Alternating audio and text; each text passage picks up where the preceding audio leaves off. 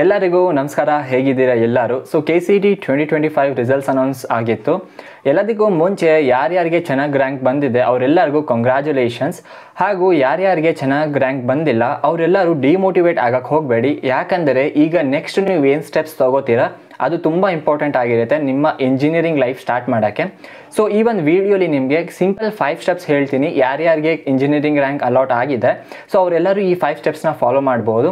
ಹಾಗೂ ಚಾನಲ್ನ ನೀವು ಫಸ್ಟ್ ಟೈಮ್ ವಿಸಿಟ್ ಮಾಡಿದರೆ ಸಬ್ಸ್ಕ್ರೈಬ್ ಮಾಡಿ. ಮುಂದಿನ KCET ಕೌನ್ಸಿಲಿಂಗಲ್ಲಿ ವೀಡಿಯೋಸ್ ಹಾಕ್ತೀನಿ. ಇನ್ನೀಗ ವಿಡಿಯೋ ಸ್ಟಾರ್ಟ್ ಮಾಡೋಣ. ಅದಕ್ಕಿಂತ ಮುಂಚೆ ನಾನು ಹೇಳ್ದಂಗೆ ನಿಮ್ದು ಯಾವುದೇ ಒಂದು ರ್ಯಾಂಕ್ ಬಂದಿರಬಹುದು. Below 10K, above 30K, 40K, 60K, above 1 lakh ನಿಮ್ಮ ರ್ಯಾಂಕ್ ಬಂದಿರಬಹುದು. ನೆಕ್ಸ್ಟ್ 5 ಸ್ಟೆಪ್ಸ್ನ ನೀವು ಫಾಲೋ ಮಾಡಬಹುದು. ಫಸ್ಟ್ ಇಂಪಾರ್ಟೆಂಟ್ ಸ್ಟೆಪ್ ಏನಂದ್ರೆ step number 1, download the cut off PDF of 2024. So KCET website ಹೋಗಿ ಲಾಸ್ಟ್ ಇಯರ್ KCET 2024 ಅದರ ಸೆಲೆಕ್ಟ್ ಮಾಡಿ. ಅದರಲ್ಲಿ ನಿಮಗೆ 4 PDF ಸಿಗುತ್ತೆ cut off. So mock round download ಮಾಡ್ಕೊಳ್ಳಿ, first round cut off download ಮಾಡ್ಕೊಳ್ಳಿ, ಸೆಕೆಂಡ್ ರೌಂಡ್ ಹಾಗೂ ಸೆಕೆಂಡ್ ಎಕ್ಸ್ಟೆಂಡೆಡ್ ರೌಂಡ್ ಡೌನ್ಲೋಡ್ ಮಾಡ್ಕೊಳ್ಳಿ. ಸೊ ಈ 4 ಕಟ್ ಆಫ್ PDFs ನೀವು ಇವತ್ತೇ ಡೌನ್ಲೋಡ್ ಮಾಡ್ಕೊಳ್ಳಿ. ಬಹಳಷ್ಟು ಜನ ಡೌನ್ಲೋಡ್ ಮಾಡಿರ್ತೀರಾ, ಹಾಗೂ ಯಾರ್ಯಾರು ಮಾಡಿಲ್ಲ ಇವತ್ತೇ ಹೋಗಿ Mach round, first round, second round, extended round ನ ಡೌನ್ಲೋಡ್ ಮಾಡಿಟ್ಕೊಳ್ಳಿ. ಸೊ ಸ್ಟೆಪ್ 2 ಅಲ್ಲಿ ಏನಂದ್ರೆ ಚೂಸ್ ಯುವರ್ ಬ್ರಾಂಚ್. ಇದು ಬಹಳಷ್ಟು ಜನಕ್ಕೆ ಡೌಟ್ ಇರುತ್ತೆ, ಕಾಲೇಜ್ ಫಸ್ಟ್ ಡಿಸೈಡ್ ಮಾಡೋದಾ ಅಥವಾ ಬ್ರಾಂಚ್ ಫಸ್ಟ್ ಡಿಸೈಡ್ ಮಾಡೋದಾ ಅಂತ. ಇಲ್ಲಿ ನೀವು 50-50 ಇಟ್ಕೋಬೇಕಾಗಿರುತ್ತೆ. ನಿಮ್ಗೆ ಬ್ರಾಂಚ್ ಯಾವುದೇ ಒಂದು ಪರ್ಟಿಕ್ಯುಲರ್ ಬ್ರಾಂಚ್ ನಿಮ್ಮ ತಲೆಯಲ್ಲಿ ಇದ್ರೆ ನಿಮ್ಗೆ ಅದೇ ತಗೋಬೇಕಂದ್ರೆ ಅದನ್ನೇ ನೀವು ಸೆಲೆಕ್ಟ್ ಮಾಡಿ ಅದರಲ್ಲಿರ್ತಕ್ಕಂಥ ಕಾಲೇಜಸ್ ನ ನೋಡಿ. ಆದ್ರೆ ನಿಮ್ಗೆ ಗೊತ್ತಿಲ್ಲ ಯಾವ ಬ್ರಾಂಚ್ ತಗೊಳ್ಳೋದು, ಯಾವ ಚೆನ್ನಾಗಿರುತ್ತೆ ಅಂತ ನಿಮಗೆ ಇವಾಗ ಗೊತ್ತಾಗ್ತಿಲ್ಲ ಅಂದ್ರೆ, ಯಾವ ಚೆನ್ನಾಗಿಲ್ಲ ನಿಮ್ಗೆ ಗೊತ್ತಾಗ್ತಿಲ್ಲ ಅಂದ್ರೆ ನಿಮ್ಮ ಡೊಮೈನ್ ನ ನೀವು ಚೂಸ್ ಮಾಡಿ. ಫಾರ್ ಎಕ್ಸಾಂಪಲ್ ಈಗ ನೀವು ಮೆಕ್ಯಾನಿಕಲ್ ಅಥವಾ ಎಲೆಕ್ಟ್ರಾನಿಕ್ಸ್ ಅಂಡ್ ಎಲೆಕ್ಟ್ರಿಕಲ್ ಕಡೆ ಹೋದ್ರೆ ಈಗ ಕೋರ್ ಕಂಪನೀಸ್ ಬರುತ್ತವಲ್ಲ, ಕೋರ್ ಕಂಪನೀಸ್ ಕಡೆ ಜಾಸ್ತಿ ಅದು ಫೋಕಸ್ ಆಗಿರುತ್ತೆ. ಹಾಗೂ ಈಗ ನೀವು IT ಫೀಲ್ಡ್ ಕಡೆ ಹೋಗ್ಬೇಕಂದ್ರೆ ನೀವು computer science, AIML, information science ತಗೋಬಹುದು. ಹಾಗೂ ನಾನು ಬಹಳಷ್ಟು ಸ್ಟೂಡೆಂಟ್ಸ್ ನ ನೋಡಿದೀನಿ, ಮೆಕ್ಯಾನಿಕಲ್, ಎಲೆಕ್ಟ್ರಾನಿಕ್ಸ್, ಎಲೆಕ್ಟ್ರಿಕಲ್ ಅವರು ಸಹ ಫಸ್ಟ್ ಇಯರ್ ಇಂದಾನೆ ಅವರು ಕೋಡಿಂಗ್ ಸ್ಕಿಲ್ಸ್ ನ ಡೆವಲಪ್ ಮಾಡಕ್ ಸ್ಟಾರ್ಟ್ ಮಾಡ್ತಾರೆ. ಸೊ ಅವರು ಸಹ IT ಫೀಲ್ಡ್ ಹೋಗಬಹುದು. ನಿಮ್ಗೆ ಇವಾಗ ಗೊತ್ತಾಗದೇ ಇರಬಹುದು ಯಾವ ಬ್ರಾಂಚ್ ತಗೋಬೇಕಂತ. ಫಾರ್ ಎಕ್ಸಾಂಪಲ್ ನಿಮ್ಗೆ ಸಾಫ್ಟ್ವೇರ್ ಫೀಲ್ಡ್ ಕಡೆ ಹೋಗ್ಬೇಕು, ಕೋಡಿಂಗ್ ಮಾಡಬೇಕು, ವೆಬ್ ಡೆವಲಪ್ಮೆಂಟ್, ಆಪ್ ಡೆವಲಪ್ಮೆಂಟ್ ಈ ತರ ಎಲ್ಲ ಕಲಿಬೇಕಂದ್ರೆ ನೀವು IT ಫೀಲ್ಡ್ಸ್ ಅಲ್ಲಿ ಇರ್ತಕ್ಕಂಥ ಬ್ರಾಂಚಸ್ ನ ತಗೊಳ್ಳಿ. ಇಲ್ಲಿ ನೀವು ರಿಸ್ಟ್ರಿಕ್ಟ್ ಮಾಡಕ್ ಹೋಗಬೇಡಿ. ಎಲ್ಲರೂ ಹೇಳ್ತಿದ್ದಾರೆ ಕಂಪ್ಯೂಟರ್ ಸೈನ್ಸ್ ತಗೋ ಅಂತ, ಅದೇ ತಗೋತೀನಿ ತರ ಏನಿಲ್ಲ. ಫಸ್ಟ್ ಇಯರ್ ನಿಮ್ಗೆ ಎಲ್ಲರಿಗೂ ಕಾಮನ್ ಸಬ್ಜೆಕ್ಟ್ಸ್ ಇರುತ್ತೆ, ಅದಾದ್ಮೇಲೆ ನಿಮ್ಗೆ ನಿಮ್ಮ ಬ್ರಾಂಚ್ ಸಬ್ಜೆಕ್ಟ್ ಸ್ಟಾರ್ಟ್ ಆಗುತ್ತೆ. ಸೊ ನೀವು ಅಕಾಡೆಮಿಕ್ಸ್ ಬಿಟ್ಟು ಎಕ್ಸ್ಟ್ರಾ ಎಫರ್ಟ್ಸ್ ಹಾಕಿದ್ರೆ ಯಾವುದೇ ಒಂದು ಬ್ರಾಂಚ್ ಇರ್ಬೋದು ನಿಮ್ಗೆ ಒಳ್ಳೆ ಪ್ಲೇಸ್ಮೆಂಟ್ ಆಗುತ್ತೆ.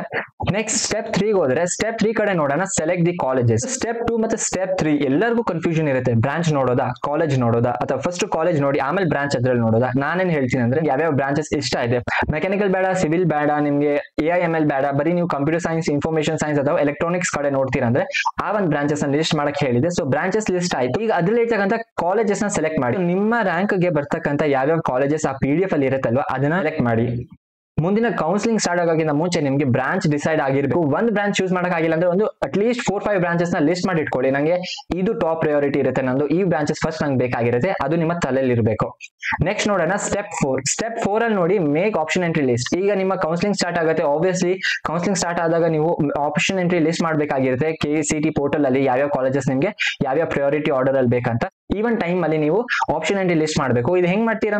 ಈವನ್ ಟೈಮ್ ಅಲ್ಲಿ ನಿಮ್ಮ ಕಾಲೇಜಸ್ ನ ಲಿಸ್ಟ್ ಮಾಡಿ. ನಾನು ಹೇಳ್ದೆ ಅಲ್ವಾ, ಒಂದು ಪೇಪರ್ ತಗೊಳ್ಳಿ, ಯಾವ್ಯಾವ ಬ್ರಾಂಚಸ್ ನಿಮ್ಗೆ ಇಷ್ಟ, ಯಾವ್ಯಾವ ಕಾಲೇಜಸ್ ನಿಮ್ಗೆ ಇಷ್ಟ ಅದನ್ನ ಲಿಸ್ಟ್ ಮಾಡ್ಕೊಳ್ಳಿ. ಸೊ ನಿಮ್ಗೆ ಕೌನ್ಸಿಲಿಂಗ್ ಅಲ್ಲಿ ಮುಂದೆ ಹೆಲ್ಪ್ ಆಗುತ್ತೆ. ನೆಕ್ಸ್ಟ್ ಸ್ಟೆಪ್ 5 ಏನಂದ್ರೆ ಇದು ತುಂಬಾ important step, visit the colleges.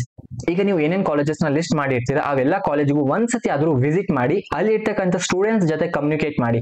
ಅಲ್ಲಿರ್ತಕ್ಕಂಥ ಸ್ಟೂಡೆಂಟ್ಸ್ ನ ಕೇಳಿ ಫೆಸ್ಟ್ ಗಳು ಹೇಗ್ ನಡೆಯುತ್ತೆ, ಅಕಾಡೆಮಿಕ್ಸ್ ಹೇಗ್ ನಡೆಯುತ್ತೆ, ಪ್ಲೇಸ್ಮೆಂಟ್ಸ್ ಹೇಗಿದೆ. ಸೊ ಅವಾಗ ನಿಮ್ಗೆ ಕ್ಲಿಯರ್ ಐಡಿಯಾ ಸಿಗುತ್ತೆ. So step 5 is very important, visit the colleges. ಮತ್ತೆ ಇನ್ನೊಂದು ವಿಷಯ ಏನಂದ್ರೆ ನೀವು ಹಾಸ್ಟೆಲ್ ಅಲ್ಲಿ ಹೋಗಿರ್ತೀರಂದ್ರೆ ಓಕೆ, ಬಟ್ ಮನೆಯಿಂದಾನೇ ಟ್ರಾವೆಲ್ ಮಾಡ್ತೀರಂದ್ರೆ ತುಂಬಾ ದೂರ ಇರೋ ಕಾಲೇಜಸ್ ನ ನೀವು ಅವಾಯ್ಡ್ ಮಾಡಿ. ಬಸ್ ಕನೆಕ್ಟಿವಿಟಿ ಚೆನ್ನಾಗಿದ್ರೆ ಮಾತ್ರ ತಗೊಳ್ಳಿ. ಅದ್ ಬಿಟ್ಟು ನೀವು 15 ಕಿಲೋಮೀಟರ್ಸ್ 20 ಕಿಲೋಮೀಟರ್ಸ್ ನಿಮ್ಮ ಮನೆಯಿಂದ ಕಾಲೇಜಸ್ ದೂರ ಇದೆ ಅಂದ್ರೆ ಟ್ರಾವೆಲ್ ಮಾಡಕ್ಕೆ ತುಂಬಾ ಕಷ್ಟ ಆಗುತ್ತೆ. ಸೊ ಅದೊಂದು ತಲೆಯಲ್ಲಿ ಇಟ್ಕೊಳ್ಳಿ. ಅಂಡ್ ಈ 5 ಸ್ಟೆಪ್ಸ್ ನ ನೀವು ಪ್ರಾಪರ್ ಆಗಿ ಫಾಲೋ ಮಾಡಿ. ಸೊ ಏನ್ ಹೇಳಿದ್ರೆ step 1 download the cut off PDF. Step 2 choose your branch. First branch choose ಮಾಡಿ, ಅಥವಾ ನಿಮ್ಗೆ ಯಾವ್ದೇ ಒಂದು ಟಾಪ್ ಕಾಲೇಜಸ್ ಅಲ್ಲಿ ಬೇಕಂದ್ರೆ ಅಲ್ಲಿ ಬ್ರಾಂಚ್ ಅಲ್ಲಿ ಕಾಂಪ್ರಮೈಸ್ ಮಾಡಿ ಕಾಲೇಜಸ್ ನ ಸೆಲೆಕ್ಟ್ ಮಾಡಿ. ಇಲ್ಲಾಂದ್ರೆ ನಿಮ್ಮ ರ್ಯಾಂಕ್ ಗೆ ಅನುಕೂಲವಾಗಿರ್ತಕ್ಕಂಥ ಕಟ್ ಆಫ್ PDF ಅಲ್ಲಿ ಮತ್ತೆ ನಿಮ್ಮ ರ್ಯಾಂಕ್ ನ ನೋಡಿ select your colleges. And next step 4 is ಅದೆಲ್ಲ ಕಾಲೇಜಸ್ ಏನೇ ಸೆಲೆಕ್ಟ್ ಮಾಡ್ತಿರೋ ಅದನ್ನ ಲಿಸ್ಟ್ ಮಾಡಿ ಒಂದು ಪೇಪರ್ ಅಲ್ಲಿ ಬರ್ದಿಟ್ಕೊಳ್ಳಿ. ಸೊ ಮುಂದೆ ಕೌನ್ಸಿಲಿಂಗ್ ಅಲ್ಲಿ ನಿಮ್ಗೆ ಹೆಲ್ಪ್ ಆಗುತ್ತೆ. ಸ್ಟೆಪ್ 5 ಅವೆಲ್ಲ ಕಾಲೇಜಸ್ಗೂ ಒಂದ್ಸತಿ ವಿಸಿಟ್ ಮಾಡಿ, ಅಲ್ಲಿರ್ತಕ್ಕಂಥ ಸ್ಟೂಡೆಂಟ್ಸ್ ಜೊತೆ ಒಂದ್ಸತಿ ಕಮ್ಯುನಿಕೇಟ್ ಮಾಡಿ ನೋಡಿ, ನಿಮ್ಗೆ ಎಲ್ಲ ಡೌಟ್ಸ್ ಕ್ಲಿಯರ್ ಆಗುತ್ತೆ. ಸೊ ಸಿಗೋಣ ಮುಂದಿನ ವಿಡಿಯೋಲಿ. ನಿಮ್ಗೆ ಈ ಒಂದು ವಿಡಿಯೋ ಇಷ್ಟ ಆಗಿದ್ರೆ ಲೈಕ್ ಮಾಡಿ, ಶೇರ್ ಮಾಡಿ. Thank you.